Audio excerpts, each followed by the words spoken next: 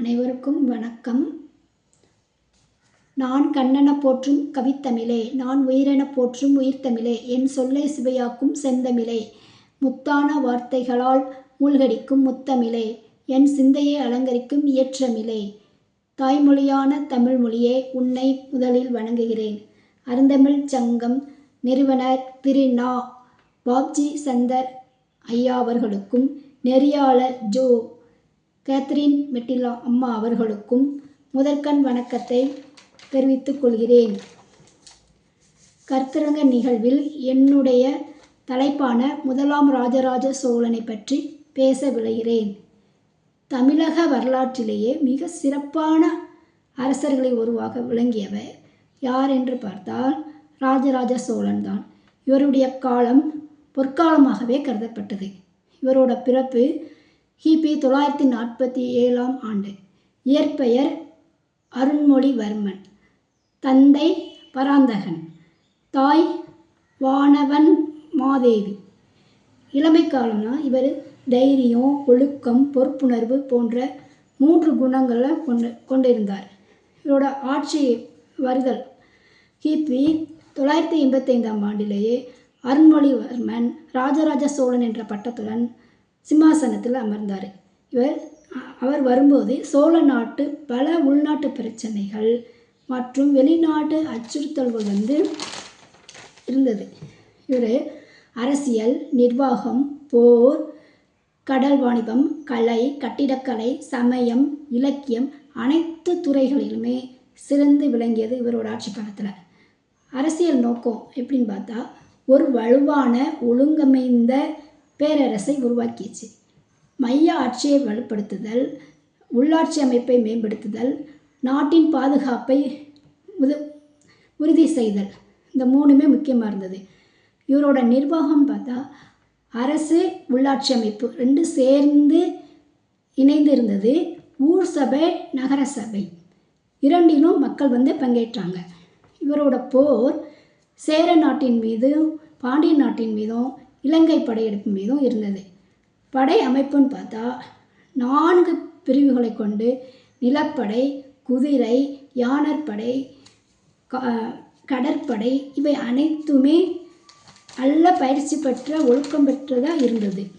இவங்களோட படைகளின் பெயர்கள் பார்த்தீங்க அப்படின்னா, பெருந்த நாட்டு ஆணையாட்கள், பண்டித சோழ தெரிந்த வில்லிகள், உத்தம சோழ தெரிந்த வில்லிகள், நிகரிலி சோழ தெரிந்த உடனிலை குதிரை சேவகர், மும்முடி சோழ தெரிந்த ஆணைப்பாகர், வீர சோழ அணுக்கர், பராந்தக கொங்காவலர், மும்முடி சோழ தெரிந்த பரிவர்த்தார், சனநாத தெரிந்த பரிவர்த்தார், சிங்களாந்தக தெரிந்த பரிவர்த்தார், சிறுத நாட்டு வடுக காவலர், வலங்கை வேலைக்காரர், பெருந்த நாட்டு வலங்கை வேலைக்கார படைகள், அழகிய சோழ தெரிந்த வலங்கை வேலைக்காரர், அரிது களங்கன் தெரிந்த வலங்கை வேலைக்காரர், சண்ட பராக்கிரம தெரிந்த வலங்கை வேலைக்காரர், திரையசிகாமணி தெரிந்த வலங்கை வேலைக்காரர், மூர்த்த விக்ரம பரண தெரிந்த வலங்கை வேலைக்காரர், ராஜகந்திர தெரிந்த வலங்கை வேலைக்காரர், ராஜராஜன் தெரிந்த வலங்கை வேலைக்காரர், ராண முகபீம தெரிந்த வலங்கை வேலைக்காரர், விக்ரமபரண தெரிந்த வலங்கை வேலைக்காரர்,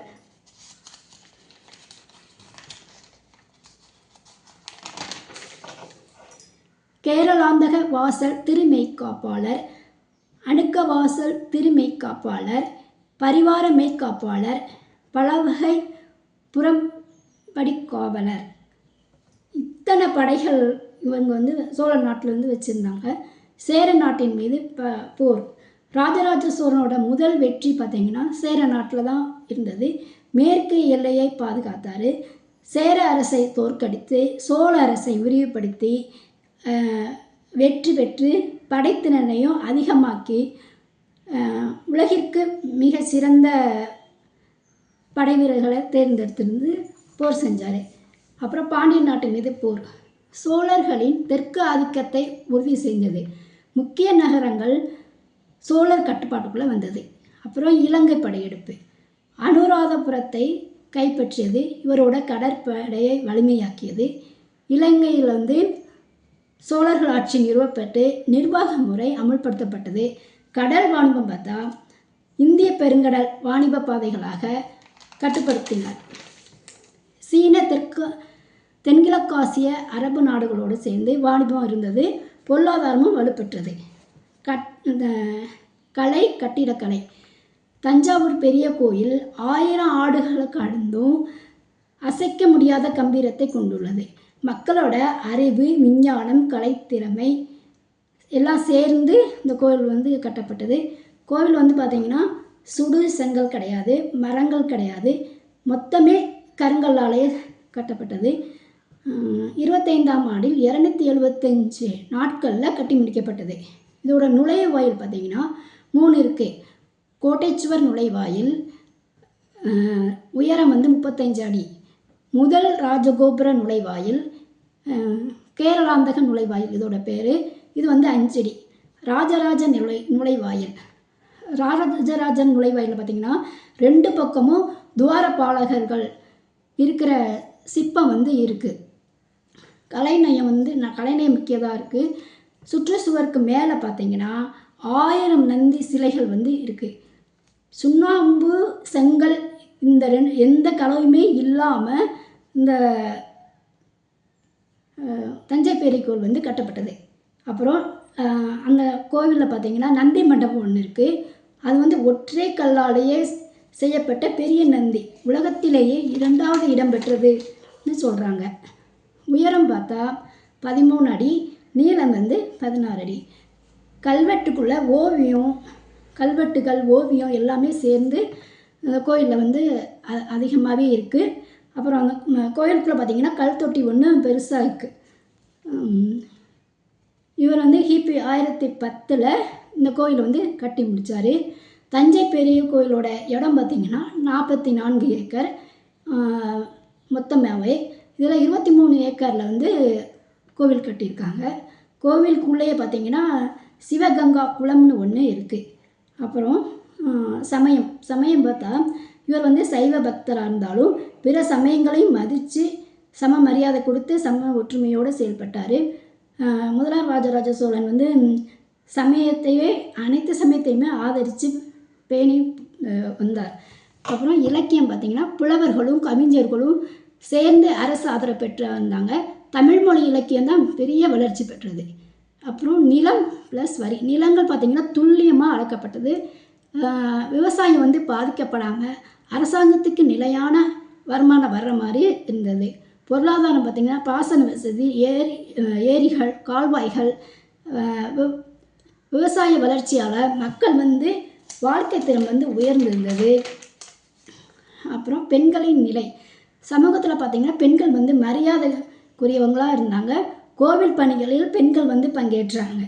தனிப்பட்ட வாழ்க்கை பார்த்திங்கன்னா எளிமையான வாழ்க்கை வாழ்ந்தவர். கடமை உணர்வோடையும் ஒழுக்கத்தோடையும் வாழ்ந்திருக்கார். இவருக்கு வந்து 40க்கும் மேற்பட்ட பட்டங்கள் வந்து ராஜராஜனுக்கு வந்து கொடுக்கப்பட்டது.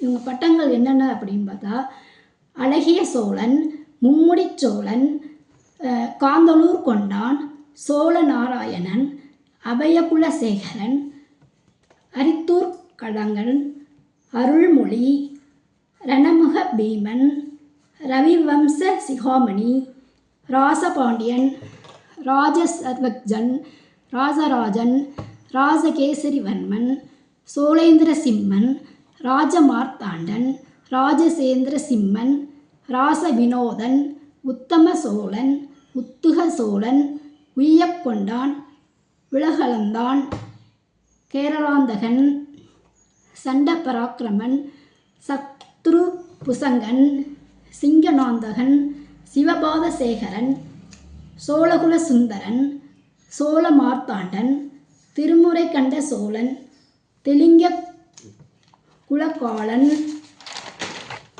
நித்திய வினோதன், பண்டித சோழன், பாண்டிய குலாசனி, பெரிய பெருமாள், மூர்த்தி விக்ரம பரணன், செனநாதன், ஜெயகொண்ட சோழன், சத்திரிய சிகாமணி, கீர்த்தி பராக்கிரமன், தைலகுலகாலன், மேற்பட்ட பெயர்களில் ராஜராஜன் சிறந்த முறையில் அழைக்கப்பட்டார். இவரோட மரணம் வந்து கிபி 1014 இருந்தது.